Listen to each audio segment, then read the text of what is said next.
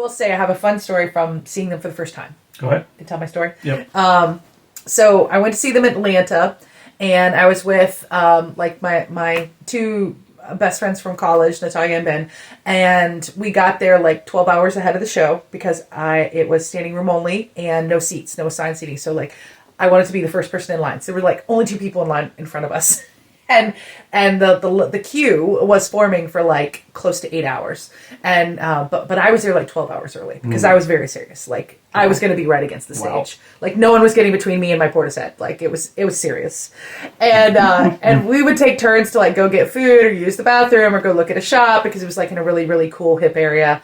In Atlanta. So there's stuff to look at, but we had to take turns because it was like, no, we got to hold our place in line, guys. They're like, okay, Juliet, okay.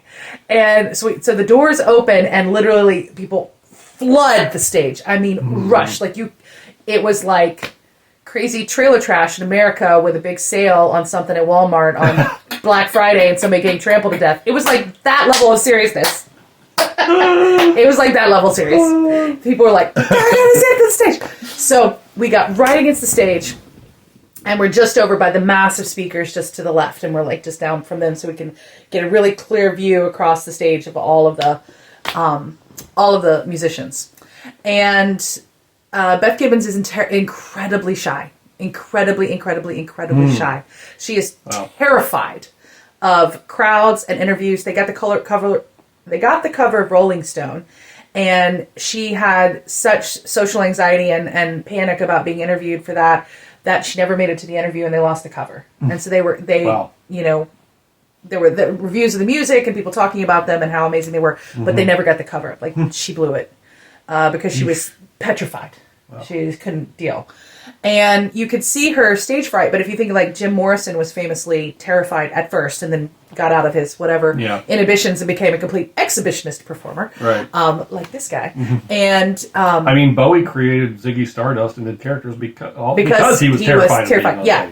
So you have a lot of introverts that are deep creatives, and yet the stage presence, interacting with the audience or even interacting with people going to interview you about your work can be terrifying. So Beth is in that category, and she had like a little stool behind her, and like Jim Morrison's first shows, he performed with his back to the audience. He couldn't even turn around. They just said, get on stage and start getting used to being a performer, and that you are on stage, but you don't even have to look at him. Just get up there, and he like did the whole show with his back to the audience. She felt to me like she would prefer to do that, but she did turn and face us, but she kept her eyes closed the whole time. And this is very early days for Portishead. They were touring. They're maybe just about, I think I saw them in probably 97 or 98 in Atlanta. I think they were just releasing the second album, which came pretty close on the heels of the first, and then it was like years before the third one happened. They did a lot of that solo project and collaboration and soundtrack stuff in between. But these 3 albums, it was a long time before the third one. But 1 and 2 went pretty quickly. I think this was the tour for the second album, self-titled Portishead album. But they were definitely still doing a lot of the W material, which had gotten so huge. And she would whip around at the end of every song and just drink her water bottle. And she was like, you know, kind of just hunched in on herself. Like, I want to disappear. Oh my God, I'm back in my body. Like, and then she'd go into the song and it was just like emotion, expression, like channeling the force of longing, channeling love, channeling heartbreak. Nice. You know, bursting out of her with her eyes closed, and it's just like, wah! And then it would stop and she's like snap back in her body and be like, oh shit, I'm still in front of people. Oh my God, I hate this. And she'd turn around and just drink her water.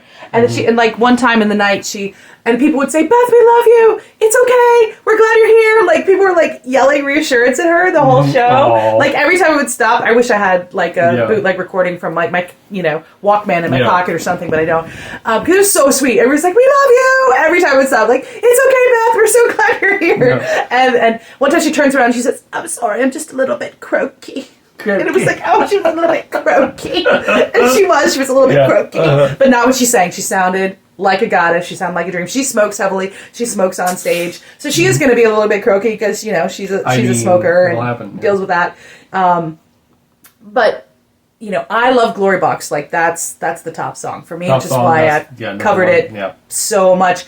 You know, I just want to be a woman. Just want to be a woman. like a full. And that's probably powerful. That's the epitome of that sexiness you talk about. Those lyrics and the way she's singing the whole powerful. So like that's the one I've covered the most. I've covered a number of the songs, but that's the one I've done the most time. Yeah. And I'm so tired of playing with this bow and arrow like Cupid trying to, It's like, it's just so powerful. Yeah. So she was singing it, and she had her eyes closed the whole show. This was the last song, or right before encores, or maybe it was the encores, I don't know. She had all night to, get as comfortable as she was ever going to get. And I'm standing right in front of the huge speaker. I mean, I'm like right on the floor. The speaker's up above me, but I'm against the rail. And she's right on my left, and the huge speaker's on my right. There's no one in front of me. So I was singing my heart out.